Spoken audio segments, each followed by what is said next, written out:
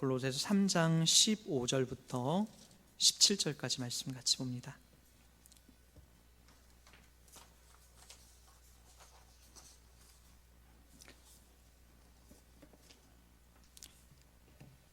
네, 우리 함께 읽도록 합니다. 그리스도의 평강이 너희 마음을 주장하게 하라. 너희는 평강을 위하여 한 놈으로 부르심을 받았나니 너희는 또한 감사하는 자가 되라.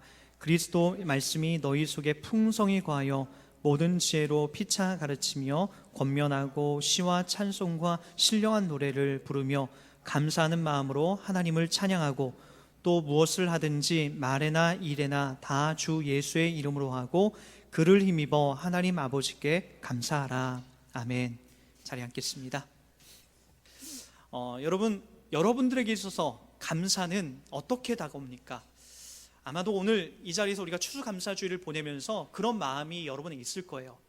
내가 교회에다 뭔가 좀 이렇게 좀 헌금도 많이 하고 또 내가 뭔가 실적도 좀 내고 또 많은 걸 가지고 와서 이 자리에 와야 그래도 추수감사주의를 답게 보내는데 우리 가정도 좀 사업도 번창을 하고 내 자녀들도 다 잘 되고 내가 하는 일마다 다 승승장구해서 진짜 그런 감사 제목을 갖고 이 자리에 나와야만이 내가 감사한 건데 라고 우리가 여기면서 이 자리에 있지는 않은 건 아닌지. 그래서 혹시라도 여러분들이 이렇게 이시선 자매처럼 실패의 자리, 좌절과 절망의 자리에 있어서 부끄러워서 숨고 싶은 그런 자리에 여러분이 있는 것은 아닌지 여러분 자신을 한번 이렇게 요 감사, 추수감사주를 보내면서 한번 되새겨 봤으면 좋겠습니다. 여러분, 감사라는 것은요, 우리 신자가 맞닥뜨릴 때에 단순히 환경과 여건이 내게 좋게 주어졌을 때만 감사라는 것은 그것은 우리에게 주어져 있는 진짜 감사가 아닙니다.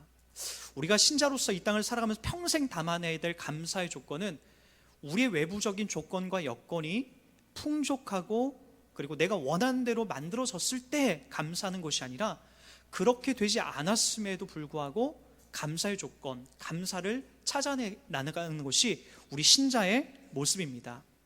사실 오늘 골로새서에 등장하고 있는 이 사도 바울도 똑같습니다. 사도 바울이 오늘 골로새서 3장 15절, 16절, 17절마다 끝날 때마다 한 구절이 끝날 때마다 담아냈던 것이 뭐냐면 감사하는 자가 되라.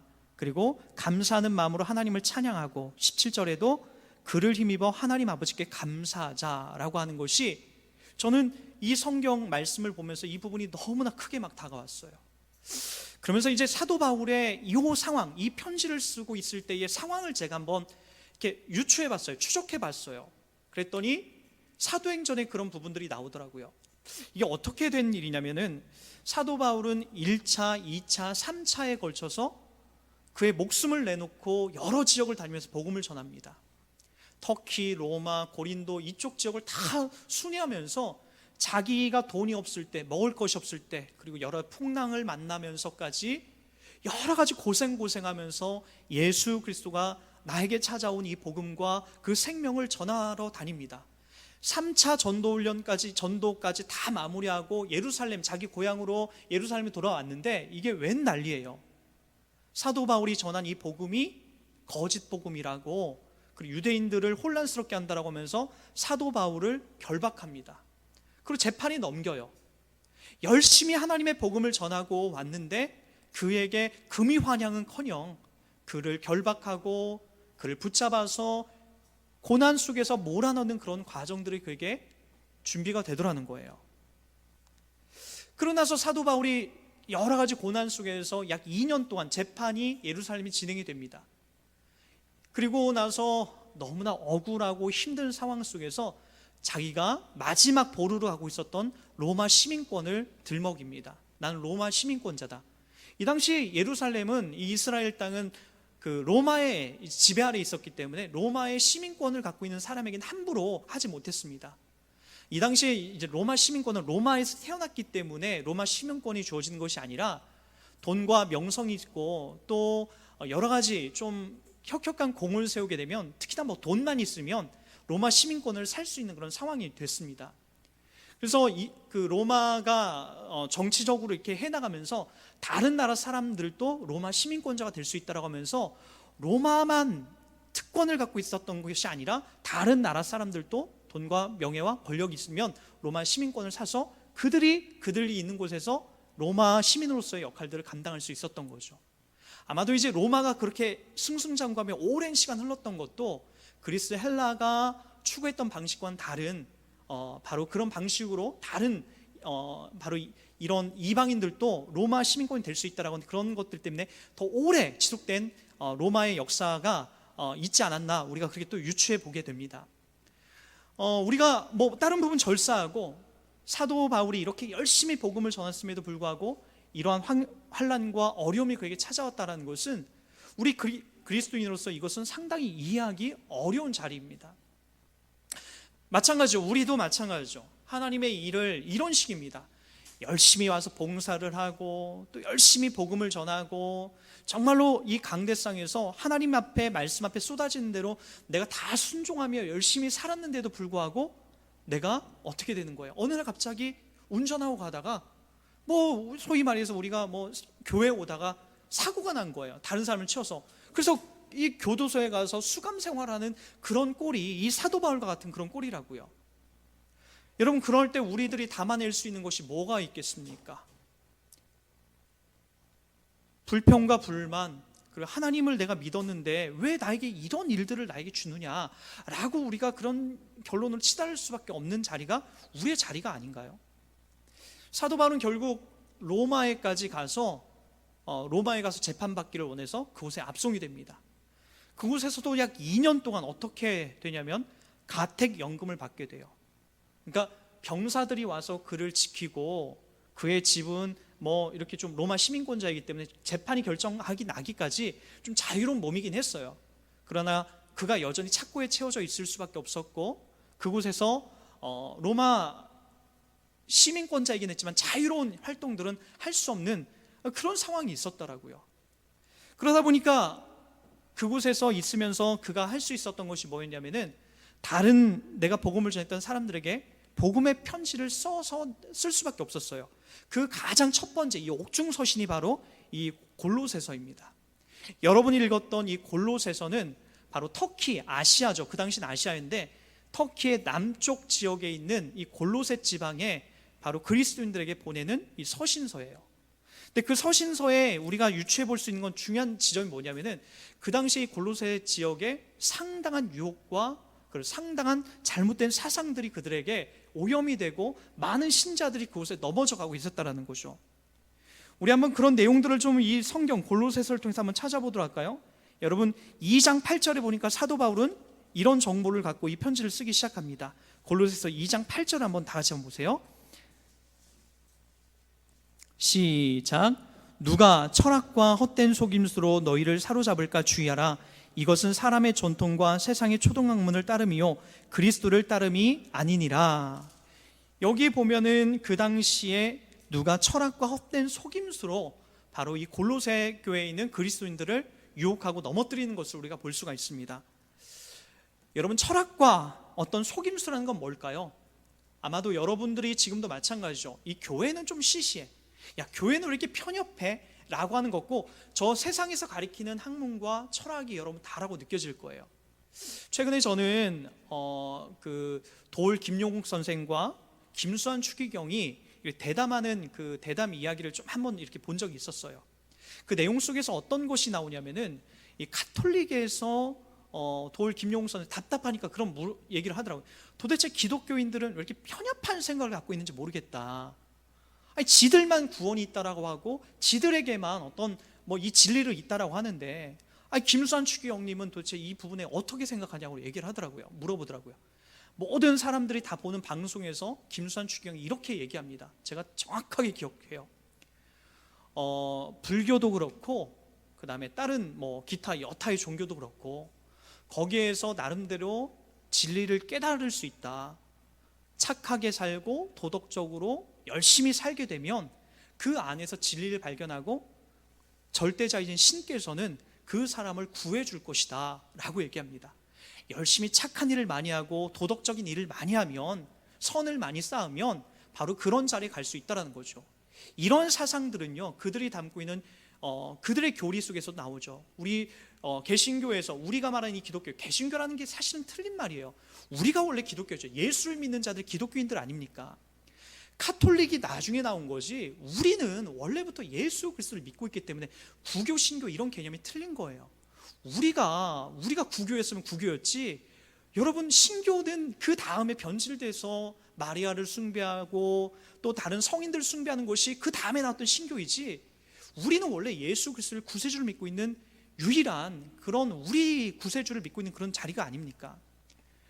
여러분, 중세시대 때 베드로 성당을 지으면서 그들이 재정난에 허덕이게 되니까 어떤 일이 벌어지게 됩니까? 그들이 사람들로부터 새로운 교리를 하나 설파합니다. 그게 뭐였죠? 연옥이라는 연옥 교리를 만들게 돼요. 그러니까 천국과 지옥의 중간 단계이죠. 예수를 믿고 갔지만 선한 행동을 하지 않은 사람들이 연옥에서 대기한다. 그때 너희들의 조상들을 위해서 너희들이 갖고 있는 돈을 헌금함에 연보함에 넣게 되면 그가 쨍그랑하고 떨어지는 순간 연옥에 있던 사람이 천국으로 직행하게 된다라고 하는 것이 바로 이 연옥 교리입니다. 그래서 이제 중세시대 때 베드로 성당을 그 으리으리한 걸 져야 되기 때문에 바로 그런 상황 속에서 많은 사람들에게, 유럽에 속해 있는 모든 사람들에게 바로 이 돈을 받아서 베드로 성당을 짓기 위해서 그러한 교리를 설파하기 시작했던 거죠. 루터가 성경을 보고 아무리 봐도 그런 내용은 없거든요. 그러니까 이제 종교개혁을 시작하게 됐던 거죠. 김수환 추기경이 그 얘기를 했어요. 착하게 살고 도덕적으로 바르게 살면 어느 종교를 믿든 거기에서 바로 천국으로 갈 수 있다. 신께서 구원해 주신다. 여러분, 우리가 믿는, 우리가 알고 있는 이 하나님, 이 성경, 예수 그리스도를 이 땅에 보내신 그 의미 속에서는 전혀 그런 내용이 없지 않습니까? 여러분, 우리가 착하게 살고 바르게 살면 도대체 예수 그리스도는 이 땅에 왜 오신 거예요? 여러분에게 그냥 몇 가지 기적을 보여주려고요? 여러분들에게 그냥 내가 널 사랑한다는 걸 그냥 이렇게 보여주려고요? 그것 때문에 오신 거예요? 아니라고요. 그러니까 여러분, 세상에서 여러분들을 이렇게 달달하게 하는 철학과 사상들이 여러분들을 이렇게 넘어뜨리지 않게 여러분이 항상 조심해야 된다라고요. 이런 사상과 이런 교리들이 당시에도 이 골로새 교회에 팽배해 있었다라고요. 그러니까 넘어가죠. 그러니까 유혹이 되죠. 그러니까 우리를 얼마나 이게 달콤하게 그것들이 유혹될 수 있습니까? 그래서 그런 자리 가운데 넘어가게 됐던 신자들이 있었다라는 거예요. 두 번째가 또 어떤 자리입니까? 2장 18절을 보십시오. 2장 18절에는 또 뭐라고 납니까? 아무도 꾸며낸 겸손과 천사 숭배를 이유로 너희를 정죄하지 못하게 하라. 그가 그 본 것에 의지하여 그 육신의 생각을 따라 헛되이 과장하고, 뭐죠? 천사 숭배하는 일들도 있었다라는 거예요. 그 당시에 뭐가 보인다, 어떤 불빛도 보인다라고 하면서 막 천사들이 숭배했던 그런 일들이 막 나타났던 거죠. 초창기 때 우리 한국교회도 박태선 씨라고 해서 영상이나 사진을 하나씩 이렇게 보여주면서 바로 여기에 천사가 나타났다. 아니, 제가 자랐던 교회에서도 그런 일들이 있었어요. 목사님이 사진 하나를 가져왔는데 창가에 비친 이 날개 달린 어떤 천사 모양을 이렇게 우리한테 예배 시간에 돌리셨던 적이 있어요. 물론 하나님이 있다라고 하고 이런 신적인 이런 존재들이 있다라고 하는 것에 대해서 이야기 주려고 하신 목사님의 친절한 의도였다는 건 아시는데, 여러분, 그걸 통해서 이렇게 합성된 사진이었죠. 나중에는 그거 보니까 합성된 사진을 통해서 사람들의 마음을 빼앗고 하는 것이 참, 그게 이게 참 유치한 모습으로 비춰지지 않습니까? 지금도 마찬가지예요. 이단이라고 이렇게 정평이 나 있는 뭐 요 만민중앙교회라든지 이런 신비적인 뭐 것들을 강조하는 그런 데를 보면은 대부분이 어떤 합성된 사진을 이렇게 예배 중에 틀어요. 그리고 나서 그것이 바로 천사가 나타났다. 그리고 천사가 우리 교회에 지금 와 있다. 이 강대상에 올라와 있다. 천사가 지금 목사님의 구름 날개처럼 이렇게 목사님을 지키고 있다. 아니, 그런 말도 안 되는 이야기들 해요. 그것이 신비하게 보이기 때문에요. 이 당시에도 지금 그런 일들이 있었다라고, 천사를 숭배하고 그런 천사들이 나타나서 우리를 돕고 있다라고 하는 이런 일들로 이 골로새 교회가 오염되고, 그런 일들로 천사를 숭배해서 우리가 잘 돼야 된다라고 하는 그런 일들이 그들 가운데 있었던 거죠. 어디 그뿐만입니까? 골로새서 1장 19절과 20절에 보면은 골로새서 2장 20절에 보면 이런 일도 나와요. 2장 21절입니다. 곧 붙잡지도 말고 맛보지도 말고 만지도 말라 하는 것이니 이 모든 것은 한때 쓰이는 것이 없어지리라. 사람의 명령과 가르침을 따르느냐라고 하면서 이 당시에 이 금욕주의 철저하게 육신은 악하고 그리고 영적인 것만 선하다라고 해서 내 육신으로 이루고 있는 하나님이 허락한 어떤 모든 육신적인 일들을 다 악하게 봤어요. 이 영지주의의 이 기초를 만드는 그런 계기였던 거죠. 여러분, 이런 걸 통해서 도대체 그 당시에 기대했던 사람들, 이렇게 오염됐던 사람들이 기대했던 건 뭡니까? 여러분, 세 가지예요. 이 땅에서 내가 잘 먹고 잘 사는 것, 그리고 이 땅에서 내 자녀들이 잘 되는 것, 그리고 내가 이 다음에 좋은 곳에 가는 것, 이 세 가지가 골로새 교인들을 유혹했던 그런 자리였더라고요. 그래서 천사를 숭배하고, 그리고 이런 세상에 잘못되어 있는 이런 철학과 사상을 따르게 되고, 이런 일들이 그들 가운데 충만하게 있던 거죠. 여러분, 그런데 이게 어디 이 골로새 교회만 있었던 내용입니까? 지금 우리가 믿고 있는, 우리가 살아가고 있는 이 자리에서도 여러분 다 그렇지 않나요? 대부분이 다 이런 것들로 우리를 유혹하고 넘어뜨려요. 그래서 예수 믿는 것은 자꾸만 시시하게 느껴져요. 그게 안 보이기 때문에, 나타나지 않기 때문에 여러분 자꾸만 우리들 가운데 그건 시시하다라고 얘기해요. 그리고 여러분 눈에 보이는 것만 자꾸만 크게 보여지는 거죠. 잘 먹고 좋은 집에 살고, 그리고 내 자녀가 좋은 대학에 가고 좋은 곳에 취업을 하는 것이 우리 신앙인들의 복이라고 그렇게 착각할 때가 많다라는 거예요. 여러분, 절대로 그렇지 않아요. 사도 바울이 오늘 담아내고 있는 이 내용 속에서 사도 바울이 이 진리를 바르게 설파하고 나서 여러분, 그가 담아내고 있는 감사의 내용들을 보시라고요. 사도 바울은 이 골로새서가 시작되는 골로새서 1장 13절부터 이런 내용을 먼저 시작합니다. 우리 한번 1장 13절을 한번 가보시기 바랍니다. 자, 보십시오. 누구를 얘기하는지 잘 보시기 바랍니다. 그가 우리를 흑암의 권세에서 건져내사 그의 사랑의 아들의 나라로 옮기셨으니 그 아들 안에서 우리가 속량 곧 죄사함을 얻었도다. 사도 바울이 이러한 사상에, 잘못된 사상에 오염되어 있는 골로새 교인들에게 담아냈던 첫 번째가 뭐냐면 바로 우리의 구원이 도대체 어떻게 시작됐냐는 거예요. 너가 갖고 있는 사상이냐 철학이냐, 그리고 너가 행한 어떤 도덕이냐 윤리냐, 네가 배운 어떤 철학이냐, 그런 것이 아니라고 얘기합니다. 그리고 뭐라고 얘기하죠? 바로 우리의 구원은 흑암의 권세에서 건져내사 그의 사랑의 아들의 나라로 옮기셨으니 그 아들 안에서 우리가 속량고 죄사함을 받았다라는 거예요. 누구 안에서? 예수 그리스도 안에서예요. 그 아들 안에서, 하나님이 그 아들 안에서만 우리를 구원하시지, 여러분의 착한 행동, 도덕적인 행동, 괜찮은 모습을 통해서 여러분 예쁘기 때문에 구원하는 그런 게 없다라고요. 누구 안에서? 예수 그리스도 안에서만 우리를 구원하겠다라는 거예요. 근데 여러분 자꾸만 이걸 시시하게 여겨요. 하나님이 이렇게 하겠다라는데 자꾸만 우리는 다른 곳에서 목적을 찾는다라고요. 또 보도록 할까요? 1장 16절 18절을 보세요. 만물이 그에게서 창조되되 하늘과 땅에서 보이는 것들과 보이지 않는 것들과 혹은 왕권들이나 주권들이나 통치자들이나 권세들이나 만물이 다 그로 말미암고 그를 위하여 창조되었고 또한 그가 만물보다 먼저 계시고 만물이 그 안에 함께 섰느니라. 무엇을 얘기하는 거죠? 근본과 본질을 얘기하는 거예요. 이 세상의 본질과 근본은 다 누구에게서 나왔다? 예수 그리스도에게 나왔다라는 거예요. 그분이 영광 받으시고 그분이 취하시고, 그리고 만물이 다 그분보다 먼저 나중에 나오셨다라고 해요. 그분이 먼저 계셨다라는 거예요. 18절도 보십시오. 18절도 그는 몸인 교회의 머리시라. 그가 근본이시요 죽은 자들 가운데서 먼저 나신 이시니 이는 친히 만물의 으뜸이 되려 하십니다. 바로 예수 그리스도의 이 신성, 하나님 되심에 대해서 이야기하고 있는 거예요. 그분이 근본이라고요. 우리가 담아내야 될 분, 우리가 닮아가야 될 분, 우리가 우리의 구원을 찬양해야 될 분이 바로 이 예수 그리스도 외에는 우리들 가운데 또 다른 이름을 주신 적이 없다라고요. 여러분 19절과 20절도 보시기 바랍니다. 우리 다 같이 19절과 20절 봅니다. 시작. 아버지께서는 모든 충만으로 예수 안에 거하게 하시고 그의 십자가의 피로써 화평을 이루사 만물 곧 땅에 있는 것들이나 하늘에 있는 것들이 그로 말미암아 자기와 화목하게 되기를 기뻐하심이라. 뭘 통해서 화목한다고요? 여러분들의 착한 행동이나 의로움이나 그 여러분들의 어떤 선한 업적을 통해서 하나님과 화평을 이루는 것이 아니라 아버지께서는 모든 충만으로 예수 안에 거하시고 그리고 그의 십자가의 피로 화평을 이루신다라고요. 다른 것이 아니라는 거예요. 헷갈리지 마세요. 사람들의 속임수에 넘어가지 마시라고요. 여러분 이 근거 외에는 우리를 하나님께로 이끌어가는 그 어떤 근거도 없습니다. 하나님과 우리 사이를 화평케 하는 것도 예수 그리스도의 십자가 외에는 아무것도 없다라고요. 골로새 교인들에게 이 사도 바울이 피토하는 심정으로 이야기를 하는 걸 보시기 바랍니다. 우리가 무엇을 자꾸만 시시하게 여기 있는지 보세요.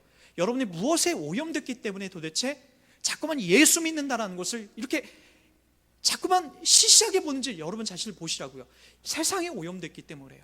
세상에서 말하고 있는 것에 나의 관념이 이렇게 오염됐기 때문에, 그것이 복이라고 여기기 때문에 사도 바울이 조심하라고 여기고 있는 부분, 예수님이 일찍이 그런 부분들을 조심하고 멀리하라고 얘기했던 부분에 우리 마음 빼앗겼기 때문에 어떻게 하고 있는 거예요? 우리도 골로새 교인들처럼 세상에서 말하고 있는 철학과 사상, 이 영지주의와 그리고 그 세상의 풍요에 우리가 오염되어서 그것이 우리 가운데 크게 다가오는 거죠. 사도 바울이 이 복음의 본질을 설명하고 나서 오늘 우리가 읽은 본문을 다시 한번 보시기 바랍니다. 여러분, 세 가지에 대해서 이렇게 쭉 얘기하죠. 15절 보십시오. 3장 15절, 그리스도의 평강이 너희 마음을 주장하게 하라. 왜죠? 그리스도의 평강이 여러분을 주장하지 않으면 세속적인 게 흘러나오기 때문에요. 근본적으로 그리스도의 평강이 여러분 가운데 없게 되면 뭐가 나오게 되면 불평과 불만이 솟구쳐 나올 수밖에 없어요. 그리고 나서 결국에는 우리가 마지막 너희는 또한 감사하는 자가 되라 라고 하는 이런 고백도 담아낼 수 없게 되는 거죠. 그리스도의 평강, 예수 그리스도를 통해서 우리 가운데 이루시고자 하는 이 평강이 여러분들의 견고한 심지가 되셔야 됩니다. 그것이 여러분들에게 심겨져 있는 이 심지가 되어서 여러분 그것만을 태워야 여러분 가운데 이 평강이 흘러나오게 되는 것이고, 그리고 여러분 속에서 감사가 흘러나오기 시작하는 거죠. 두 번째도 보시기 바랍니다. 16절도 이렇게 얘기하죠. 그리스도의 말씀이 너희 속에 풍성히 거하라고 얘기합니다. 뭐가요? 그리스도의 말씀. 왜 말씀이죠? 그리스도의 말씀이라고 하는 것은 다 이 성경을 통해서 얘기하고 있는 우리를 구해내고자 하는 그 자리가 어떤 자리인가 보세요. 성경을 통해서 우리들 가운데 얘기해 주는 게 누구예요? 예수 그리스도 아닙니까? 그분을 통해서 우리가 구원을 받고 하나님의 자녀가 되는 것을 얘기해 주는 거지. 이 책은요, 여러분들 보고 이걸 많이 읽고 보면은 여러분들이 손자병법처럼 훌륭하게 되고 이 땅에서 잘 살게 되고 그 얘기를 해주려는 게 아니지 않습니까? 예수가 누구이고 하나님이 누구이고 우리 가운데 그분이 어떤 일을 하셨는지 그 말씀이 여러분 가운데 풍성하게 하면 여러분 속에서 감사하는 마음으로 하나님을 찬양하게 되고 그것이 흘러나온다라는 거예요. 그러나 여러분, 하나님 말씀을 가까이 하지 않는 사람들을 보면 여러분 여지없습니다. 근거를 여러분들의 본능에 두기 때문에, 본능에 두는 여러분들은요 절대로 감사가 흘러나오지 않아요. 다시 한번 강조합니다.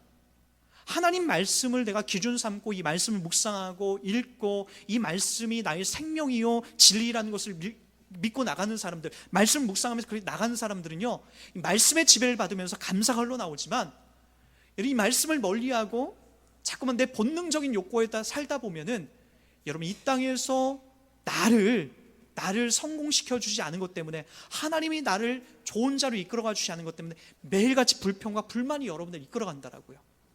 그래서 여러분 말씀을 가까이 하고 하나님의 평강에 여러분 심지를 견고히 두는 사람들은요 심지어는 어떤 것까지 감사한지 아십니까? 나에게 나타나고 있는 고난과 환난과 역경까지도 감사하게 됩니다. 오늘 이시선 자매가 외쳤던 자리가 그 자리 아닙니까? 사도 바울이 오늘 담아내고 있었던 이 감옥 속에서, 가택연금 속에서 담아내고 있는 이 감사의 내용을 보시라고요. 저는 예전에 제가 사역했던 한 권사님을 제가 이렇게 설교를 준비하면 떠올랐어요. 이 가을이에요. 제가 이 민통선 안에 이 마조 성결교회라는 곳에 가서 사역을 했었어요. 3년 동안. 신학교 4학년 때 이제 영등포에서 2번 버스를 타고 종점까지 가요. 경기도 김포 하성이라는 그 종착점에 딱 도착하면 거기서 또 마을 버스를 타고, 뭐 마을 버스 자주 있나요? 그 교회까지 이제 들어갑니다. 한 20분, 25분 또 들어가요. 총 거리가 버스로 한 2시간, 2시간 반 이렇게 가는 그 거리였는데, 안양에서 가는 거리였는데, 그곳에 가면은 제가 금요일마다 이렇게 들어가야 될 이유가 있었어요.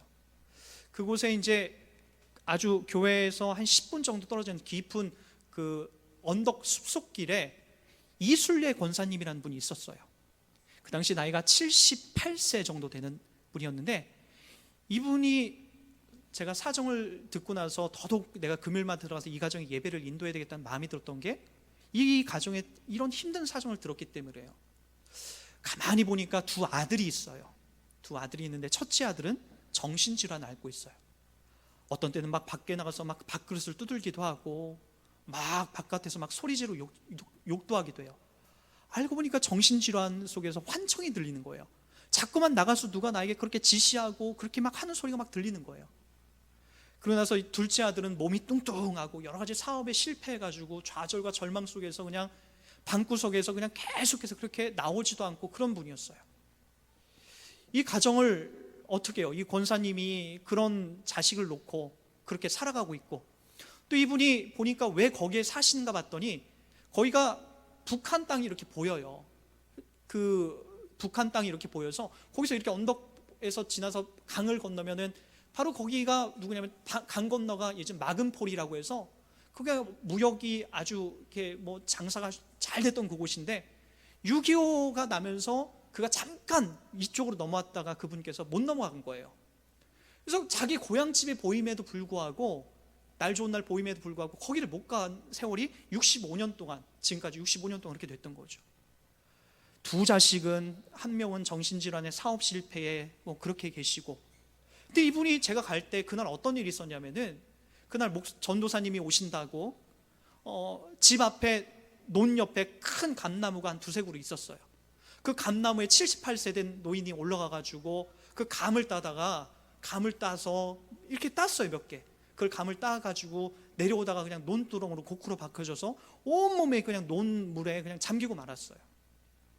그거 그날 밤 제가 금요일 날 그 예배 드리는데 그거 가지고 내우셨더라고요. 그러면서 제가 했던 말들이, 그분 했던 말들이 잊혀지지가 않아요. 주님 감사합니다. 감사합니다.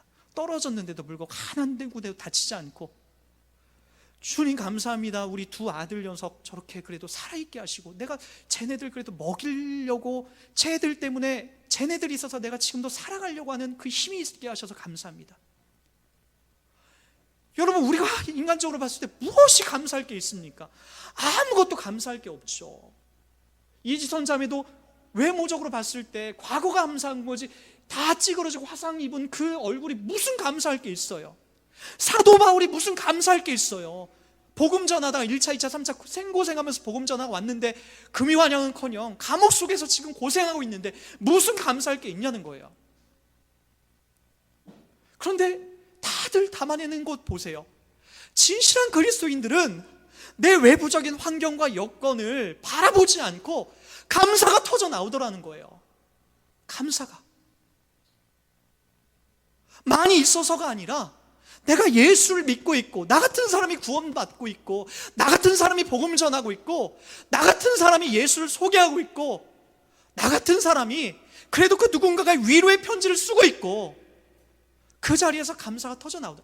이지선 자매도 나 같은 사람이 이 뭐가 잘났다고 사람들을 향하여서 절망과 좌절 속에 있는 사람을 보면서 그들에게 희망의 메시지를 전하고 예수를 전하고 있고, 여러분, 우리와 수준이 다르지 않아요? 나는 사업이 실패했다라고 절망하고 있고, 시험에 낙방했다라고 절망하고 있고, 여자친구와 남자친구가 헤어졌다라고 절망하고 있고, 뭔가 잘 안 되고 있어서 절망하고 있는데, 도대체 이런 사람들은 우리와 뭐가 다른 거예요? 신이에요? 우리가 다 똑같다라고요. 뭐가 잘못된 겁니까? 예수를 잘 못 믿고 있기 때문에 그런 거죠. 예수를 우리가 제대로 믿지 않고 있기 때문에 이런 일들이 벌어지는 거죠. 전 최근 들어서 더 살아야겠다는 마음이 악착같이 듭니다.